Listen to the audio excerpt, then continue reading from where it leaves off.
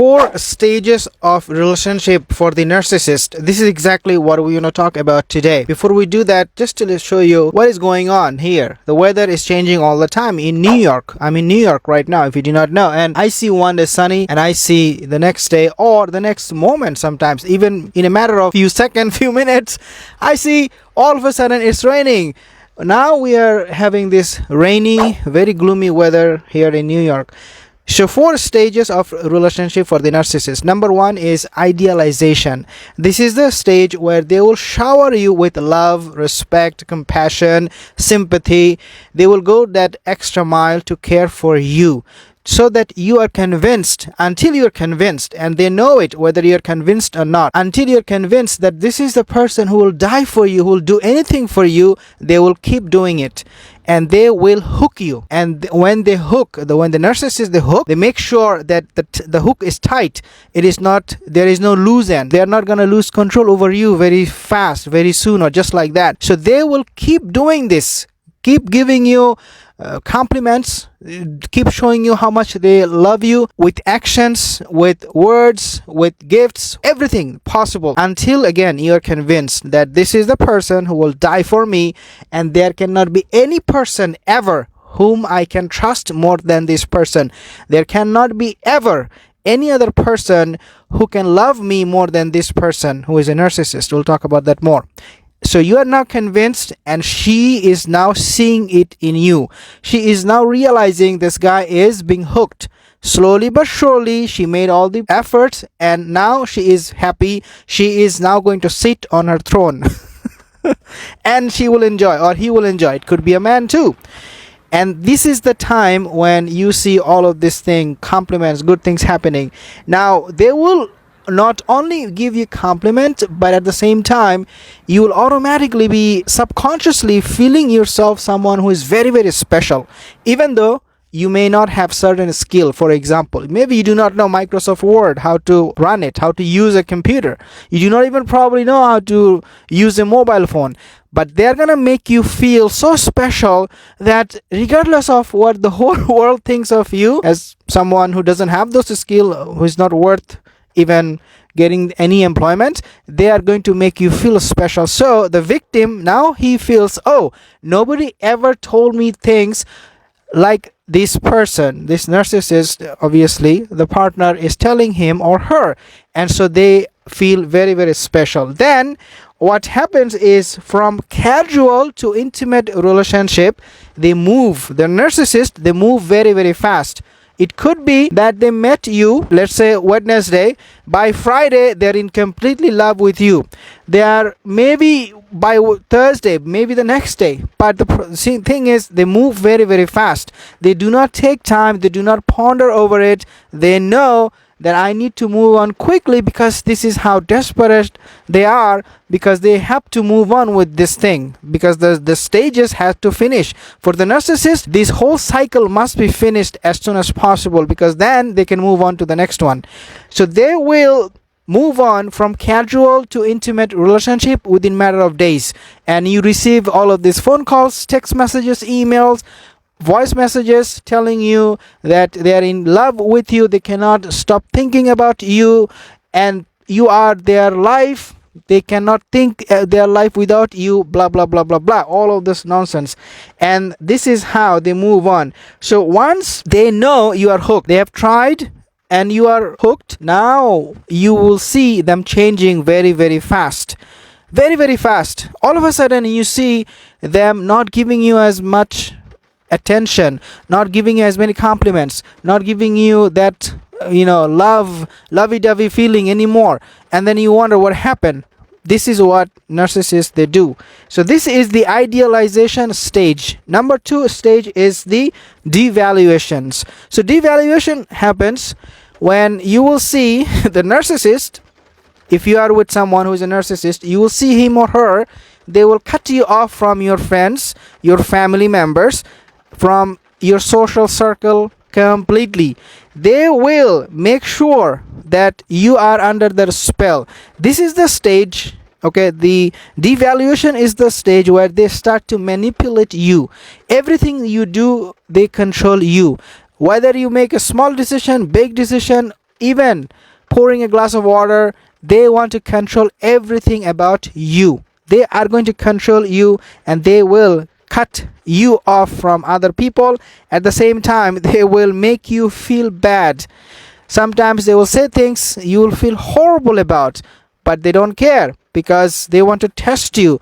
So at the same time, you see them, these changes in their behaviors. They will sometimes lie to you, not sometimes, almost all the time. They will keep your secrets. They will say, I'll expose you if you go away from me. They will try to blackmail you. In other words, they will gaslight you.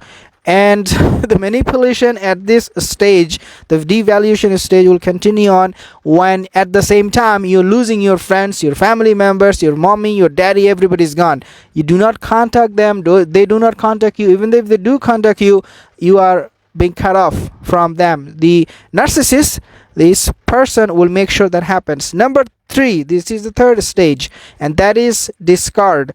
They no longer need you. This is the stage when they think, I need to move on because this guy, I'm getting bored with him. He's under my control. I don't find him anymore exciting. He is somebody who is just a piece of crap. Excuse my language, but they would move on to somebody else at the same time. Sometimes while they're in the relationship with you, they will see somebody else. It reminds us of so many things about the person we talk about in this channel, and you know what I mean.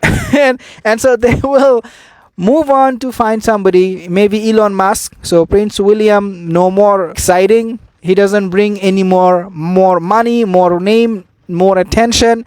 So what should I move on to? Maybe Elon Musk. He has billions of dollars. I'll try him. Right? This is the stage where they will discard you. This is the third stage. And they will, at the same time, when they move on to the next guy, don't think they will stay with that guy even though he's a billionaire. They are moving on to the next guy in order to restart the whole cycle of the relationship stages. And this is the third one. This is the fourth stage in a relationship with narcissist, and this is called Hoover. The narcissist, they might pop back, and in some, I would say, I've seen a lot of cases where the narcissist will come back to the ex, and when they come back, it is because they want to regain their control over you. In order to regain that control over you, they are going to beg you, they are going to cry, they are going to plea with you, please take me back, please, I need you, please, you are my life.